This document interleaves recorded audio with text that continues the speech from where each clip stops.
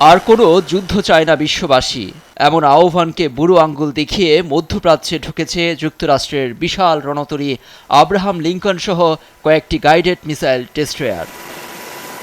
US central command এক্সে পোস্টে জানায়, লিঙ্কনের স্ট্রাইক গ্রুপ এই অঞ্চলে পৌঁছেছে, যা আঞ্চলিক নিরাপত্তা ও স্থিতিশীলতায় মধ্যপ্রাচ্যে মোতায়েন করা হয়েছে।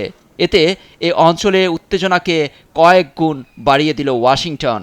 একে ভেনেজুয়েলায় পাঠানো সামরিক বহরের চেয়েও বড় হুমকি দিয়ে মার্কিন প্রেসিডেন্ট ডোনাল্ড ট্রাম্প বলেছেন, ইরানের জন্য এখনও আলোচনার দরজা খোলা। সোমবার এক্সিওসে সাক্ষাৎকারে ট্রাম্প এও দাবি করেছেন, ইরানের পরিস্থিতি এখনও অস্থির। খাবারের পছন্দ ভিন্ন হলেও মজার বেলায় সবাই এক। সামরিক শক্তিতে বিশ্বের সবচেয়ে ক্ষমতাধর যুক্তরাষ্ট্রের চোখে চোখ রেখে সোমবার পাল্টা হুমকি দিয়েছে ইরানও। এই অঞ্চলে অস্থিরতা শুধু ইরানকেই প্রভাবিত করবে না, পুরো অঞ্চলকে সংক্রমিত করবে, যা আঞ্চলিক দেশের নেতারা ভালোভাবে বোঝেন।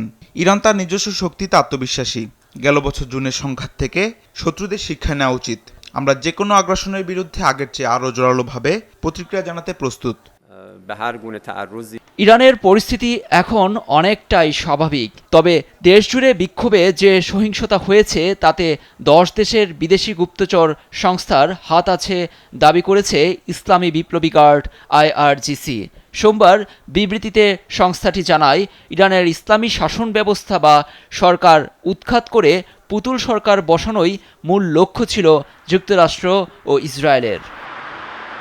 সহিংসতায় জড়িত সন্দেহে এখন পর্যন্ত কারো ফাঁসি না দিলেও কয়েক হাজার মানুষকে গ্রেপ্তার করা হয়েছে, যাদের বিরুদ্ধে এরই মধ্যে বিচার কাজ শুরুর কথা জানিয়েছে আয়াতুল্লাহ আলী খামেনির সরকার।